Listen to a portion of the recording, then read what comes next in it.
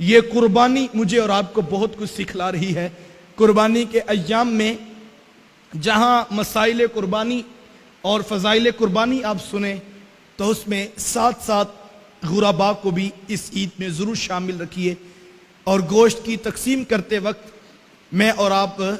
ان مستحبات کو بھی پیش نظر رکھیں اور زندگی کے اندر ان چیزوں کو بھی اہمیت دینے کا مزاج رکھیں۔ فقہائے کرام نے یہ مسئلہ لکھا ہے کہ قربانی کے گوشت کو 3 حصوں میں بانٹ کر ایک غرباء کے لیے، ایک رشتہ داروں کے لیے اور اہل خانہ کے لیے رکھنا یہ مستحب عمل ہے، اور یہ ایک اچھا عمل ہے، اور اسی عنوان پر جو ہے وہ ہمیں اپنے غرباء کو بھی اس خوشیوں کے موقع پر یاد رکھنا چاہیے۔ لیکن یہ بات بھی ذہن نشین رہے کہ ہماری اس عنوان پر بھی ایک عجیب کیفیت ہوتی ہے۔ ایک شخص سے میں نے خود اپنے کانوں سے سنا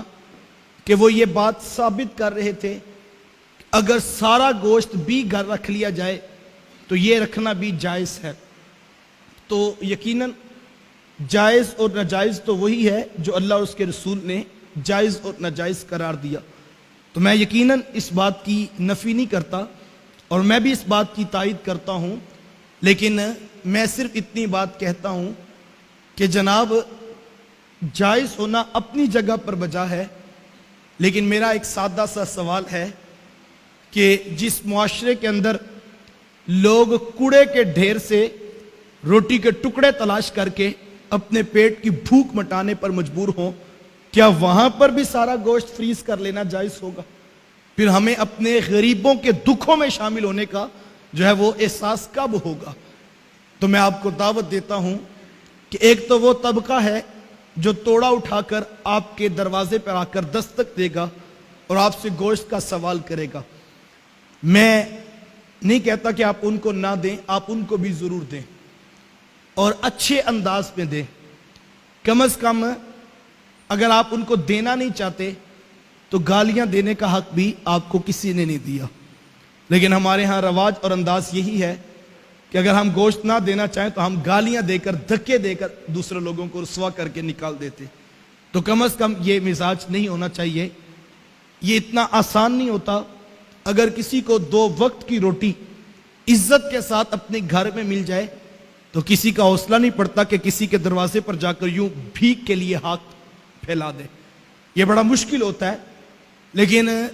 اگر آپ کر سکیں تو اس شخص کو بھی دیں۔ بلکہ جب کوئی رب کے نام پر گوشت مانگنے کے لیے آ جائے تو آپ ایک ٹیبل اور ایک کرسی اپنے کمرے میں سے نکال کر جو ہے وہ صحن میں رکھ لیں، اور جو شخص آئے اس کو اس کے اوپر بٹھائیں اور سادہ پانی کا گلاس اسے پیش کر دیں، اور پھر اندر سے اس کا حصہ لا کر دونوں ہاتھوں سے اسے پیش کیجئے، اور ساتھ میں اسے کہیے کہ دعا کرنا کہ اللہ ہماری قربانی کو بھی قبول کر لے۔ تو یہ خوبصورت طریقہ ہے۔ اور اگر آپ نہیں بھی دینا چاہتے تو کم از کم گالیاں نہ دیجئے، محبت کے پیرائے میں احسن طریقے سے آپ اس کو واپس پلٹا دیں۔ اور ایک طبقہ تو وہ ہے جو آپ کے دروازے پر آ کر یوں جو ہے سوال کرتا ہے، اور دوسرا وہ سفید پوش طبقہ ہے جو یوں لوگوں کے دروازے پر نہیں جاتا ہے، بلکہ وہ اپنے گھروں کے اندر اپنے بیٹوں کو سارا دن تسلی دیتے ہیں کہ بیٹا ابھی قربانی ہو رہی ہے اور ابھی جو ہے وہ گوشت ہمارے گھر میں بھی آئے گا۔ پھر شام کے اندھیرے کے وقت جب ماں بغیر گوشت کے ہی روٹین کا کھانا پکاتی ہے تو جو دکھ ان غریبوں کے ویڑے میں اترتے ہیں ان کا مداوا کس کے پاس ہے؟ ہستی پلکوں کے نیچے غم بھی پلتے ہیں، مگر کب کوئی دیکھتا ہے اتنی گہرائی میں۔